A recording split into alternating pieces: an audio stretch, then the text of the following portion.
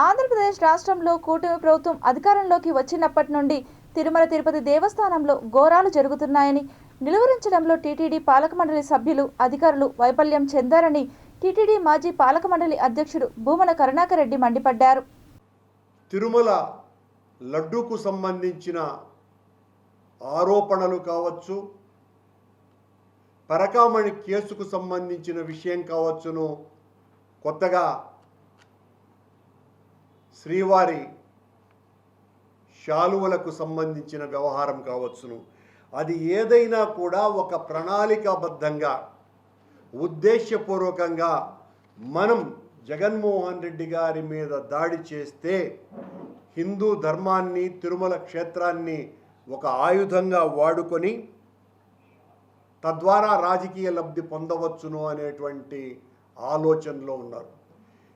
ఈరోజు చేస్తున్నటువంటి ఆరోపణలే పదే పదే చేస్తూనే సంవత్సరంన్నర కాలంగా మరో 3.5 సంవత్సరాల పాటు ఎన్నికలు వచ్చేంత వరకు కూడా జగన్మోహన్ రెడ్డి గారిని రాజకీయ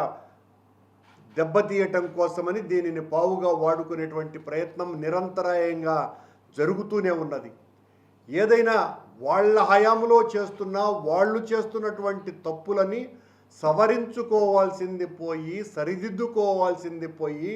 ఆ సరిదిద్దుకునేటువంటి కార్యక్రమాలు చెయ్యకుండా జగన్మోహన్ రెడ్డి గారి పాలనలోనే ఇవన్నీ కూడా జరిగాయి అన్నటువంటి ఆరోపణలు చేస్తూ ఒక్కదానికి కూడా రుజువుపరిచేటువంటి అంశాలు ఏవి కూడా చెయ్యకుండా నిరంతరము నేరుగా జగన్మోహన్ రెడ్డి మీదనే వేలు చూపిస్తూ, ఎక్కుపెట్టి బాణాలు సంధిస్తూ రాజకీయ ప్రలోభం కోసమనే, పబ్బం కోసమనే మొత్తం ప్రయత్నాలన్నీ జరుగుతున్నాయి.